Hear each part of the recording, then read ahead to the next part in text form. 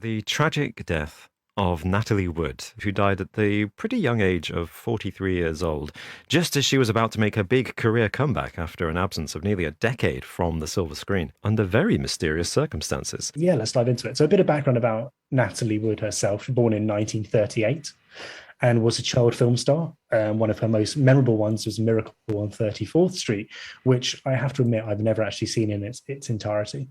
And people go, "Oh, best Christmas film ever." I've never seen it, so I might watch it now.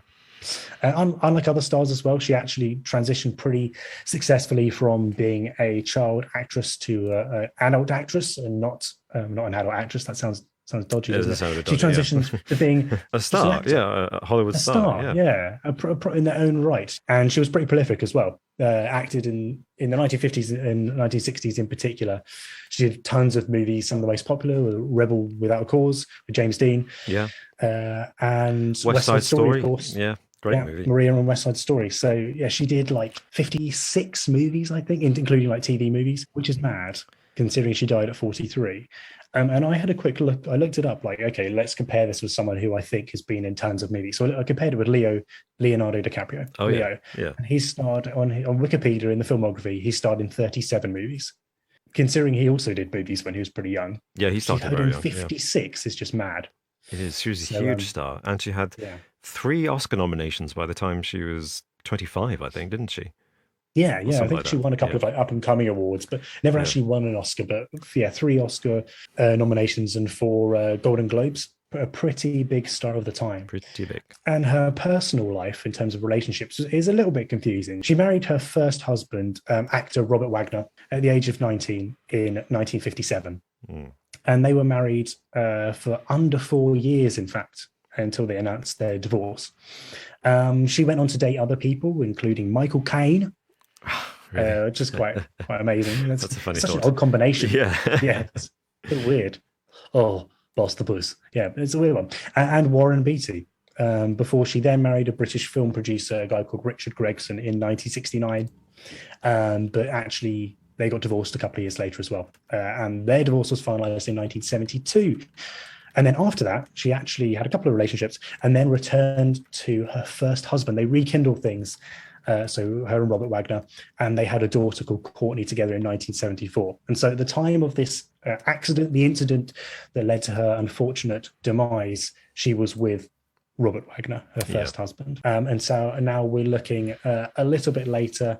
We're looking at in 1981 here. So Natalie Wood was on a boat, on a yacht, on a weekend trip with Robert Wagner, alongside Hollywood star Christopher Walken, who she was starring in a movie with, a sci-fi movie called Brainstorm. Excellent film, by the way. Yeah. It's actually. Yeah. I looked at the movie poster and I was like, I'm not sure about this. It was a bit of a flop. It was an expensive film and it flopped hard when it came out. It was almost never released because they were still filming it at the time of her death. Yeah, well, she died in 1981, didn't she? In November of 1981. And it was finally released in 1983, I think. That's correct, yeah. So there was Natalie Wood, her husband, Richard Wagner, whose yacht it was, Christopher Walken, who she was starring in the movie with, and then the yacht's captain, a guy called Dennis Davin. And they were sailing off the coast of Catalina Island, so in California. And so on the night of Saturday, the 28th of November, 1981, they went to this restaurant called Doug's Harbor Reef, and had a big night, let's just say. It was heavy drinking, and they had some food. And they drank so much, in fact, that the restaurant manager, a guy called Don Whiting, later said after the investigation that he was worried that the four of them, so it seems odd that the yacht's captain he included here too, like surely the captain should be staying sober. But anyway, all four of them were too intoxicated to make it back to the boat safely. He was worried that, that something would happen, which, is he predicting the future here? So they then returned to the yacht where an argument occurred between Wagner and Walken. And there's a little bit of a dispute at the time or in the investigation about what this argument was about. Wagner said that they were arguing over career advice that Walken had given Wood. But later on, as we'll find out, Dennis Davin said that it was actually about something else, something more personal between Walken and Wood. Right. And so Dennis Davin, the yacht's captain, said that Wood had been getting closer and closer to Walken during this weekend. That she had, in fact, become infatuated with Walken, and the fact that they'd been drinking a lot during this meal meant that they were kind of laughing and flirting, and as a result, her husband Robert Wagner had been getting a little bit irate, to say the least, about what was going on. He was not doing so good. Something that he denies, but he does admit that there was an altercation between the two of them, not physical, because they managed to calm down before it got to that stage. But there was an altercation on the night of Wood's death, and so Wood apparently left where this argument was occurring and went to like her room, supposedly, around the time of this argument. So they left the restaurant around 10:30, I think, and got back just shortly after that. Just after 11 p.m., the crew on the boat, so all of them, realised that Natalie Wood was missing, as was the dinghy that was used for her to get back to the boat from the shore. So she was missing, the dinghy was missing. Now at 1:30 a.m., so this is almost 2.5 hours later, a call was made to the shore from the boat. So that's one thing that immediately, comes up. Why was there such a big time period between them realizing that she was missing and calling the shore? And one thing could be that with the dinghy missing, they think that Natalie would have just, been fed up of the argument and the arguing and had got on this dinghy and tried to go back to shore. So there was kind of no reason to worry. But that seems kind of unfeasible for a couple of reasons, and we'll get onto those in a little bit. But basically, this first call was made at 1:30, almost a couple of hours after she went missing, or more than a couple of hours. Then a second call was made to the Coast Guard at 3:30 a.m. So this is a long time after she supposedly disappeared, over 4 hours later, which is mad. And then so the Coast Guard got involved, looked around the shore, and her body was found face down, floating approximately a mile from the boat. So she was found dead the next morning. Yeah, and she wasn't dressed, was she? Fully, she was. No, she was found in basically night clothes, and so that's another thing. Like, if she was going to get on this boat and travel to shore or to get away, that's not the clothes she'd be wearing. So that's one thing that's definitely worth noting here.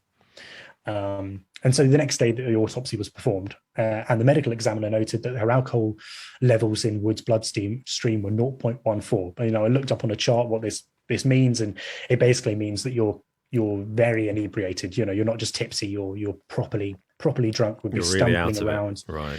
You'd be really out of it. And so she was impaired at the time of her death, significantly impaired.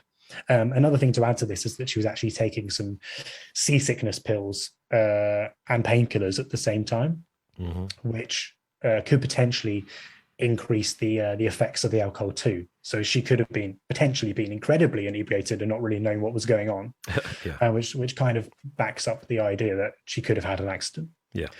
So anyway, the autopsy was performed, and the medical examiner said that there was severe bruising on her body, on her face and on her limbs, which was consistent with a fall overboard. So it's really backing up the idea that she was really drunk. She tried to get into this dinghy, or untying it, got in trouble, fell overboard, hit herself, and then drowned because she couldn't swim. That's one of the things. She was terrified of water because she couldn't swim. So much so, in fact, that on certain shoots previously, when she'd been filming, she had asked to not film in water, but instead film in like a more like shallow pool, like a regulated pool, as opposed to in like a reservoir for one of her scenes in one of her films. So she was definitely like terrified of water. So would she be really a night be trying to step into a dinghy to get back to shore? Even if she was drunk, it seems unlikely. This is something that sister brought up after her death as well. But also, just to hammer the point home, Natalie Wood published an autobiography before, several years before she died. And she says in the autobiography that she has a deep, terrified fear of seawater. Deep water, I think, dark water, she calls it, but seawater, she specifically says seawater. So there's no doubt that she was absolutely terrified of going into the water, particularly seawater, and that's where they were, in a bay, admittedly, but, Yeah, it also seems mad that she's okay going out at night and then coming back to the boat. When it's pitch black in the dark water. That must have been scary in itself, but yeah, I mean, in fact, there was a really quite horribly ironic moments where she was filming one of her movies. You might know which one, Robin. I can't remember. And there's a scene where they were in the Bay of Catalina. Like the scene was in the Bay of Catalina, and the idea was that she had to be thrown overboard into the water, and of course she refused to do it because she was scared, terrified of the water. And so a stunt double came in and performed the scene for her, and the stunt double actually got caught in the reeds underneath the boat and almost drowned as a result. And this was early on in her career. Oh my gosh, and it's almost scary. like a horrible foreshadowing of what eventually happened, in the same body of water, which is really terrifying. But yeah, that's just as an aside. But the coroner says that basically this is an accident, a really unfortunate accident. She couldn't swim, and yeah, no one's to blame, apart from the fact that there was an argument between Walken and Wagner, which meant that she was left alone. And that was unfortunate. And it was raining that night as well, so it's slippery, slipped over and fell in. And so the case was shut until 30 years later in November 2011. And on November 18th, 2011, the ship's captain, so Dennis Davin, admitted in an interview actually with NBC that he had initially lied to police when he was interviewed back in 1981 because he was scared of Wagner and being basically told to keep shut about it. Yeah. And he stated he believes and has good reason to believe that Wagner had in fact killed Wood because he was angry at her flirtatious advances on Christopher Walken. Right. And so as a result of this, the LA County Sheriff's Department changed her cause of death from accidental drowning to drowning and other undetermined factors. And the primary reason that they did this was because some of the bruises found on Wood's body during her initial autopsy may have actually been sustained before she drowned, and were considered to be unlikely just as a result of her fall. And so they couldn't determine that it was just accidental, but they also couldn't determine that it was purposeful, that she had been thrown in or chucked overboard or beaten up first. And then a few years later after this, in 2018, Robert Wagner was named by police as a person of interest in this case. Now, that doesn't mean that you're a suspect necessarily, but it does mean that you're being considered by police as a person who's key to the solving of this case. And more times than not, it does mean that you're considered a suspect.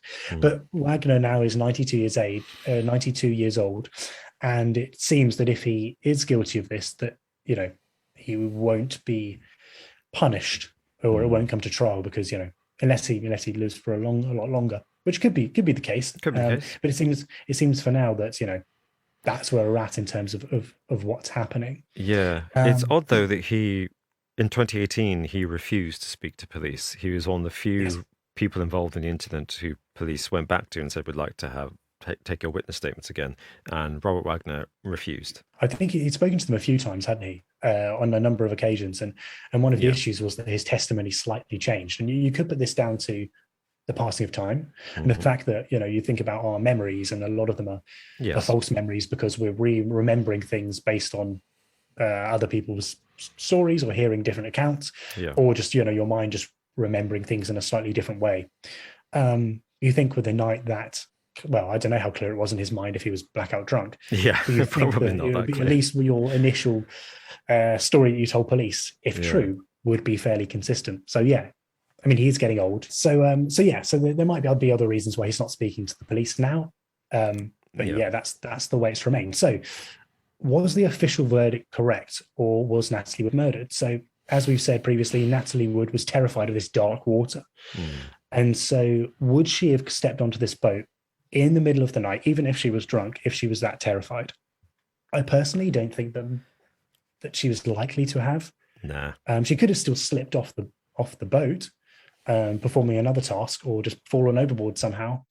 But I don't think she would have stepped into this dinghy, or even, untied the dinghy. I mean, there's definitely, I know that in Davin's report, he said that he could hear someone untying the dinghy. And he attributed that later to Wagner as opposed to Natalie Wood, suggesting that he had obviously chucked her in the water and then untied the dinghy to let that go, to make it look like it So was he could construct this trying to story that she was trying to sail away, paddle away, whatever, exactly. in the dinghy. Yeah. Exactly. Yeah. There was also two, as of yet unidentified witnesses that claimed on that night that they heard a woman screaming. And so that could have been Natalie Wood being attacked, could have been her being thrown into the water and screaming, Yeah. or could have been her just falling overboard. But you'd expect that if she fell overboard and was screaming, that someone would have come to help her on that night and pulled her out of the water. Yes. And again, Davern later in his recounting of the story said that Wagner had actually thrown Natalie Wood into the water, and then potentially had said not to rescue her because she deserved it. And that's something that he later brought up. But there's definitely credibility issues with Davern, which we'll come on to. So the other thing is Wood's going missing, of course, at 11 p.m. according to Wagner, but no call was made until 1:30 and then 3:30 informing the Coast Guard. Why was this the case? Were they trying to get their story straight as a group, or had Wagner thrown her in and the other two were bedded down for the night? Or it's difficult to know why there was that gap, and that's still just a mystery that hasn't been solved and is likely not to be solved. Because I feel like even though it was a yacht, a fancy yacht, and they were drunk and it would have been comfortable on the yacht, I feel like if we bring it up, the picture again on screen, that's not the biggest boat in the world. And the dinghy, you can see off the side of the boat there. There's not a huge distance between the dinghy, the side of the boat, the deck, and the rooms inside. So if Natalie Wood fell off, screamed, and was in the water, and there's those scratches on the side of the boat that's prove that she was trying to clamber back on when she was in the water, and she's presumably not only scratching and hammering the side of the boat trying to clamber back on, but she's screaming and yelling for help while she's doing this. You'd think somebody would have heard. Yes. Yeah. And that's the thing, like, I hope I'm not jumping ahead of you here, Martin, but I think it's plausible to think that maybe the accidental death theory could actually be true. And I think the evidence that you've suggested so far, even the witnesses overhearing a woman screaming, could actually be just, Natalie Wood falling into the water and panicking before she drowned because she couldn't swim. And that all kind of, it's plausible that it's accidental. But what I don't get is the whole thing about, if there's evidence on the side of the boat that she was trying to get back onto the boat, that means she was conscious for long enough in the water to try to get back on the boat. And therefore, if she was conscious, she was making noise. And if she was making noise, that means the other people on the boat should have been able to hear her. And unless you're completely. The thing is, they weren't. If there was screaming going on between Walken and Wagner at that time, and smashing, perhaps it could have maybe overshadowed any kind of. No, you're completely right. Yeah, Christopher Walken could have been lying in his bunk thinking, "Oh, they're still at it." They're still arguing. Yes. So he hears her in the water and just doesn't respond because he's also. And let's be fair. Some people are deep sleepers, and people are more inclined to sleep deeply when they're very drunk. So yes, very true. We should give them the benefit of the doubt in that regard. That the other people on the boat were all drunk enough that nothing could have woken them. But then they were awake just a couple of hours later. Yes. Awake enough to go to call the police in the early hours of the morning. So what is it? I'm confused. Like, were they drunk, asleep, or were they awake enough to have heard and helped her? That's what I don't quite it's almost get, like they can't be both. Yeah. Unless, of course, she hit the water, froze up because of it being so cold, and just kind of scrambled a bit. But you'd expect that if you can scramble and use your muscles for that, you'd be able to call out. Yeah, that's what I would assume. Yeah, and as we mentioned a little bit earlier, she was wearing a nightgown when she was found. And so it suggests that she wasn't necessarily trying to climb onto a dinghy just to get away and, get back to shore or have a bit of space. Not that she wants to do that anyway, being terrified of the water. You don't go into a dinghy in your night clothes unless you have to. And she's not going to be going into that water by herself. You're not going to be going into that dinghy by herself. The other thing is, what's she going to do? Like, either get into the dinghy and go off into the sea, or if she goes to the shore, what's she going to do there? Either she's like, where she's staying and her lodgings are on the boat. Like, it's one of those that you're like, well, it'd be great to get away. I can't. There's nowhere else for me to go. Yeah. at that time, especially. But yeah, later, Davin, he said all these things. But he also said that Wagner actually gave him like a job after Wood's death and let him live in a home, in his home. But he was basically kept under lock and key to keep his mouth shut about what happened on the boat. Very strange. Which is very strange. And it doesn't. I mean, it kind of doesn't make sense that if Davin was pressured into keeping his mouth shut, that he would want to work for someone he knew killed Natalie Wood, regardless, right? So yeah, so I think when you're looking at Davin's later testimony and him implicating Wagner in this, I mean, he says that he only wanted to bring this new evidence to the surface because he kept his mouth shut for so long and he didn't want to die without people knowing the truth. Yeah. But then you look at it and you're like, okay, well, he's released a book about it. He had a podcast about it. He's been on the news. He's been on TV shows. He's done all this. He's become a bit of a celebrity and obviously profited quite nicely out of it. Yeah. Is this his retirement plan? You know, it seems like it. Yeah, because the fact that it suddenly comes up again in 2011 suggests that maybe he was needed a bit of dough, bit of quick cash, so he decided to resurrect and flog that dead horse. Resurrect, and flog that dead horse. I mean, only the one thing that does kind of corroborate his evidence is the fact that when he was drunk a few years earlier, he actually phoned the sister of Natalie Wood. I think it was the sister. Lana Wood, yeah. Yeah, that's his sister, isn't it? Lana Wood. Yeah. And basically said that this is what happened, that Wagner had killed her in this rage, thrown her into the water. And that corroborates with his later testimony. So there's evidence to believe that Devon at least believes his story. Yeah, or is at least consistent with the story. Yeah. He's consistent with it. False, but he's consistent. True, yeah. So, yeah. Yeah, I mean, I'm interested to know what people think. Let us know in the comment section below, and let us know what you think of this particular case. I mean, it's an intriguing one and one that I'm not sure will be definitively solved. Wagner becoming a person of interest is definitely a move in the, not the right direction, but it's a move in a direction. Absolutely. And there's obviously a reason for them to bring him into it as a person of interest. So I don't know. We'll see whether that goes any further or whether he'll, potentially die before that does happen. I think given his age, I think you're right. Nothing is likely to happen. Even if the police investigation does produce compelling, conclusive evidence, they probably wouldn't send him to jail because of his age. Worst that would happen might be house arrest. But from the sound of things, he was on NCIS, the TV show. And when the pandemic started, he basically locked himself in his house and hasn't really come out. So he's already under a kind of self-imposed house arrest at this time of life. And that's assuming they actually find any evidence that proves he's guilty and they charge him for it. It might be that they find nothing, or it might be that they find evidence that he's innocent, that his story is true. I don't know what evidence they could find to prove innocence, except, of course, we should always assume in our Western society that someone is innocent until proven guilty.